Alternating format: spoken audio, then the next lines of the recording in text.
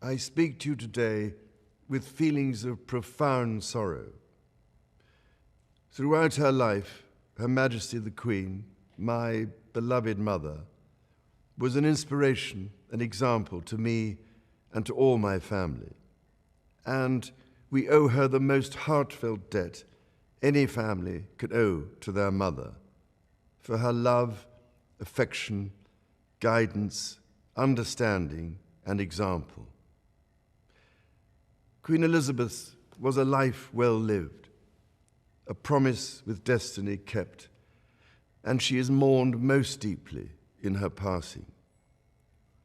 That promise of lifelong service I renew to you all today.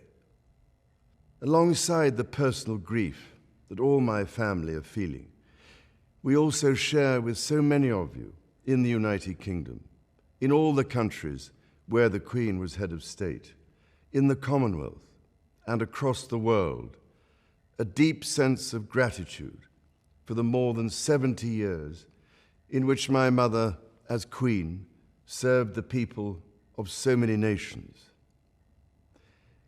In 1947, on her 21st birthday, she pledged in a broadcast from Cape Town to the Commonwealth to devote her life, whether it be short or long, to the service of her peoples. That was more than a promise. It was a profound personal commitment which defined her whole life. She made sacrifices for duty. Her dedication and devotion as sovereign never wavered through times of change and progress, through times of joy and celebration, and through times of sadness and loss. In her life of service, we saw that abiding love of tradition, together with that fearless embrace of progress, which makes us great as nations. The affection, admiration, and respect she inspired became the hallmark of her reign. And as every member of my family can testify, she combined these qualities with warmth, humor, and an unerring ability always to see the best in people. I pay tribute to my mother's memory, and I honor her life of service. I know that her death brings great sadness to so many of you, and I share that sense of loss beyond measure with you all. When the Queen came to the throne, Britain and the world were still coping with the privations and aftermath of the Second World War, and still living by the conventions of earlier times. In the course of the last 70 years, we have seen our society become one of many cultures and many faiths. The institutions of the state have changed in turn. But through all changes and challenges, our nation and the wider family of realms, of whose talents, traditions, and achievements I am so inexpressibly proud, have prospered and flourished. Our values have remained and must remain constant. The role and the duties of monarchy also remain, as does the sovereign's particular relationship and responsibility towards the Church of England, the church in which my own faith is so deeply rooted. In that faith and the values it inspires, I have been brought up to cherish a sense of duty to others and to hold in the greatest respect the precious traditions, freedoms, and responsibilities of our unique history and our system of parliamentary government. As the Queen herself did with such unswerving devotion, I too now solemnly pledge myself, throughout the remaining time God grants me, to uphold the constitutional principles at the heart of our nation. And wherever you may live in the United Kingdom, or in the realms and territories across the world, and whatever may be your background or beliefs, I shall endeavor to serve you with loyalty, respect, and love, as I have throughout my life.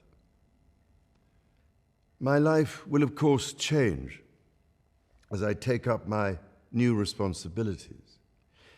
It will no longer be possible for me to give so much of my time and energies to the charities and issues for which I care so deeply. But I know this important work will go on in the trusted hands of others. This is also a time of change for my family. I count on the loving help of my darling wife, Camilla. In recognition of her own loyal public service since our marriage 17 years ago, she becomes my Queen Consort.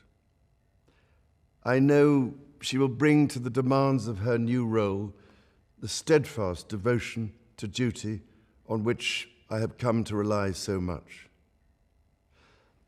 As my heir, William now assumes the Scottish titles which have meant so much to me. He succeeds me as Duke of Cornwall and takes on the responsibilities for the Duchy of Cornwall, which I have undertaken for more than 5 decades. Today, I am proud to create him Prince of Wales, Tywysog Cymru, the country whose title I've been so greatly privileged to bear during so much of my life and duty. With Catherine beside him, our new Prince and Princess of Wales will, I know, continue to inspire and lead our national conversations, helping to bring the marginal to the centre ground, where vital help can be given. I want also to express my love for Harry and Meghan as they continue to build their lives overseas. In a little over a week's time, we will come together as a nation, as a Commonwealth, and indeed a global community, to lay my beloved mother to rest. In our sorrow, let us remember and draw strength from the light of her example. On behalf of all my family, I can only offer the most sincere and heartfelt thanks for your condolences and support. They mean more to me than I can ever possibly express. And to my darling Mama, as you begin your last great journey to join my dear late Papa, I want simply to say this: thank you. Thank you for your love and devotion to our family and to the family of nations you have served so diligently all these years. May flights of angels sing thee to thy rest.